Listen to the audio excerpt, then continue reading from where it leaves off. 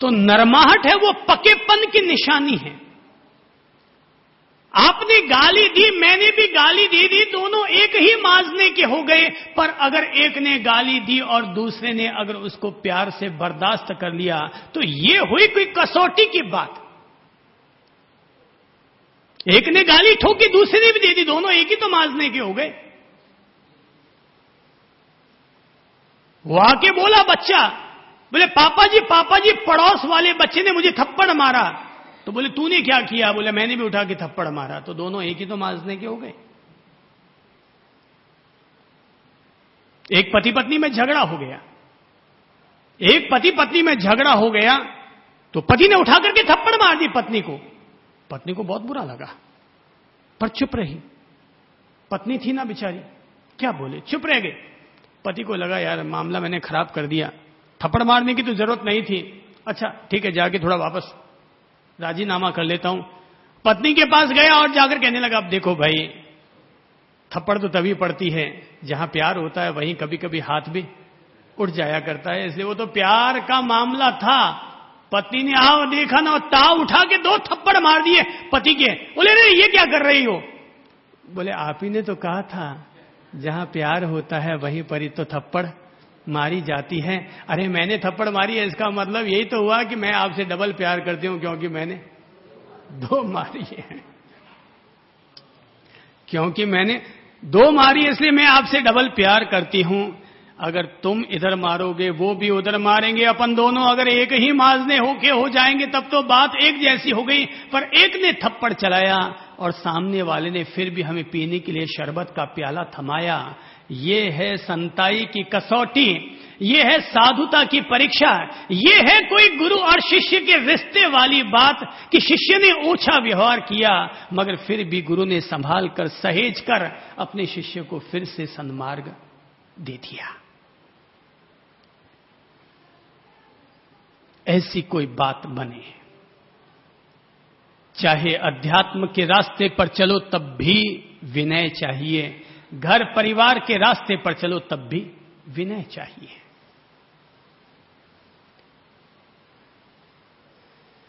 विनय किन लोगों का करना चाहिए? विनय किन लोगों का करना चाहिए, पहले तो हम ये देख लें। नंबर 1, 3 व की बात करूंगा। विनय व से शुरू होता है तो 3 लोगों का विनय करना चाहिए, 3 व वालों का। नंबर 1, जो वय में हमसे बड़े हैं उनका विनय करो। जो वय में, उम्र में हमसे बड़े हैं उनका विनय करो। बड़े बुजुर्ग, आदरणीय माता पिता, दादा दादी, ताऊ ताई, बड़ों का विनय करो। जो हमसे उम्र में बड़े हैं उनका ध्यान रखो, मान मर्यादा रखो, इज्जत रखो। लोगों को लगता है बड़े बुजुर्ग हैं, ठीक है, पुरानी बुद्धि के लोग हैं, हम नई बुद्धि के आदमी हैं, हम ज्यादा ज्ञानी। भाई ठीक है, बड़े बुजुर्ग आदमी आप जितने पढ़े हुए नहीं होंगे। हो सकता है आप सीए हों पर आपके पिताजी केवल मैट्रिक ही हों। आप सीए हैं, वो मैट्रिक है, तो इसका मतलब यह नहीं कि आप बुजुर्गों का अपमान करने लग जाएं, उनके ज्ञान की तौहीन करें। बड़ों का अपना महत्व होता है। एक दफा एक राजा को ऐसी धुन सवार हो गई कि मेरे नगर में कोई भी बुढ़ा नहीं रहना चाहिए, जितने भी बुढ़े हैं सबको खलास कर दो। ये बुढ़े सब घर के भारभूत हैं, सबको मटिया मेट कर डालो। तो सैनिक निकल पड़े, सारे बुड्ढों को खत्म कर डाला। तो शहर में कोई बुड्ढा बुड्ढी बचे ही नहीं, सब साफ, पत्ता कट गया सबका।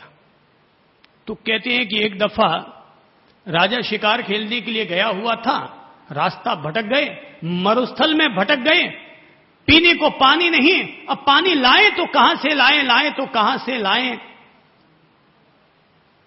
सभी बेसुध हो रहे थे कि तभी किसी ने कहा, अरे राजन, इस समय अगर आपके साथ कोई बड़ा बुजुर्ग होता तो पानी कैसे पाया जा सकता है, इसका कोई न कोई रास्ता जरूर सुझा देता। राजा ने कहा, अरे बुढ़ा आदमी कहां से सुझा देता, उसे तो चला भी नहीं जाता। दूसरे ने कहा, राजन, बुढ़े आदमी से चला तो नहीं जाया जा सकता, पर वो अपने अनुभवों से बता सकता है कि पानी को पाने की अब तरकीब क्या हो सकती है। तो बोले, अगर ऐसी बात है तो लाओ किसी बुड्ढे को पकड़ करके। पुराने जमाने के जो राजा होते थे ना, वो ऐसे होते थे, अंधेर नगरी चौपट राजा, टके सिर बाजी टके सिर खाजा, वो ऐसे ही हुआ करते थे। तो बोले, लाओ किसी बुड्ढे को पकड़ करके। कि तभी एक सैनिक ने कहा, राजन, अगर गुनाह माफ करें तो मैं एक बुजुर्ग व्यक्ति को ला सकता हूं। बोले, माफ, ले आओ। बोले, सर, मेरे स्वयं के ही पिता हैं। तुम्हारे पिता? तो तुमने मारा नहीं क्या? बोले, साहब, मेरे पिता से मुझे इतना प्रेम था कि मैं उन्हें मारने की हिम्मत ना बटोर सका, आपकी आज्ञा की मैंने अवहेलना कर डाली। बोले, ठीक है, ले गया बुड्ढे को। बोले, मेरा गांव बगल में ही है। बुड्ढे को लेकर आ गया तो पूछा, बता, तू बता, पानी कहां मिलेगा? उसने इधर उधर देखा। बोले, राजन, सांझ पड़ रही है, पानी मिल जाएगा। सांझ पड़ रही है, पानी मिल जाएगा। बोले, कहां से मिल जाएगा? बोले, राजन, 10 मिनट की स्थिरता रखो, देखता हूं, कहीं ना कहीं पानी मिलेगा। तभी देखते हैं कि कुछ जानवर, खरगोश, हिरण, अचानक धीरे धीरे आने लगे हैं। बोले, राजन, ध्यान दो, ये जानवर किधर जा रहे हैं? बोले, ये जानवर किधर जा रहे हैं? तो देखते हैं कि सारे जानवर अपने वैर विरोध भूलकर, शेर भी उधर जा रहा है, भालू भी जा रहा है, हिरण भी जा रहा है, खरगोश भी जा रहा है। बोले, जहां पर जिस रास्ते में ये लोग अपना वैर विरोध भूल करके जा रहे हैं, उधर ही तुम्हें पानी मिल जाएगा। लोग उनका पीछा करते हैं। वे केवल 20 मिनट भी चल नहीं पाते कि उन्हें जल से भरा हुआ सरोवर, तलैया नजर आ जाती है।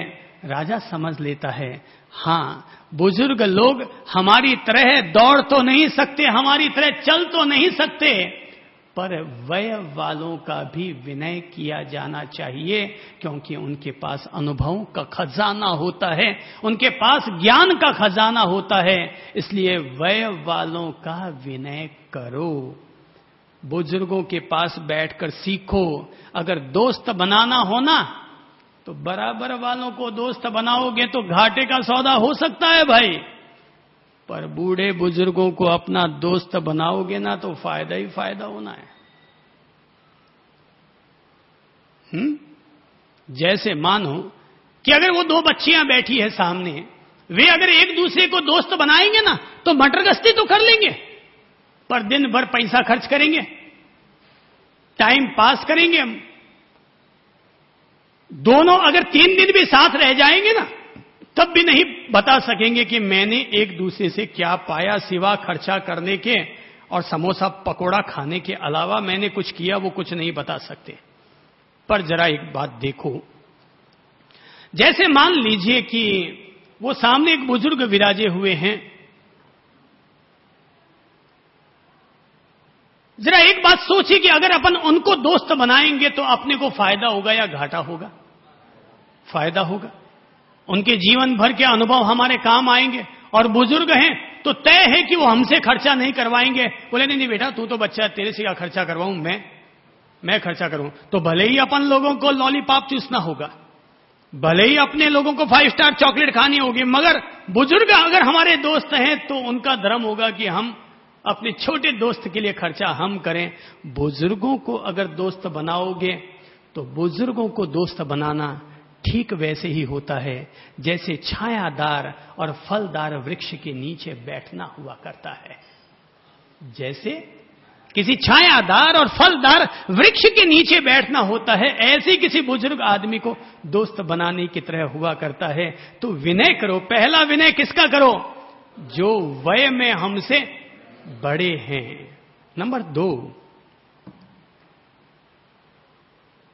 दूसरा वह, विनय से दूसरा वह जोड़ेंगे हम, और वो है कि जो हमसे विद्या में बड़े हैं, हमसे ज्ञान में बड़े हैं, उनका विनय करो।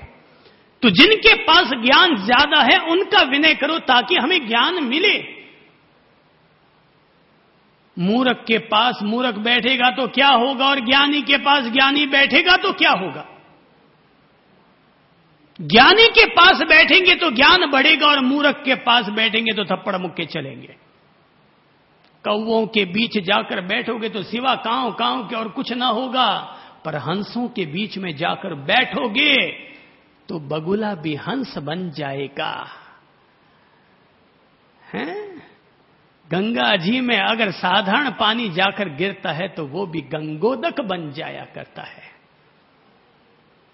जिनके पास विद्या है, ज्ञान है, उनका विनय करो, क्योंकि ज्ञान हमेशा आता तभी है जब व्यक्ति के भीतर विनय होता है। इसीलिए तो कहते हैं विद्या ददाति विनयम, विद्या विनय को देती है। सच्चाई तो यह है कि विनय है तो ही विद्या अर्जित होती है। अखड़ करके तो अपन किसी से ज्ञान पा ही नहीं सकते। वो पुरानी कहानियां आप लोग बोलते हैं ना, कि जिसमें कहते हैं कि महिला जाकर के पड़ोसन बुजुर्ग मां से पूछ के आती है, मम्मी जी ये खाना बनाना कैसे बनाऊं? बोले बेटा ये कर लो, वो कर लो, वो कर लो, खाना बन जाएगा। और रोज पूछ पूछ कर आती है, और जैसे ही वो मम्मी जी बताती है बगल वाली पड़ोसन, हो ये तो मुझे पहले से ही आता था, ये तो मुझे पहले से ही आता था। ज्ञानी के पास गए, विनय लेकर ना गए, पहले से ही ज्ञानी बनकर के चले गए तो क्या पाओगे। एक गुरु अपने शिष्य को अपना मित्र बनाए, ये गुरु की लघुता है। पर शिष्य अगर अपने गुरु को अपना मित्र मान बैठे, यही उसकी हानि है। यहीं पर उसकी हानि हो जाती है। उसे लगता है ये तो ठीक है, वैसे ही है जैसे मैं हूं।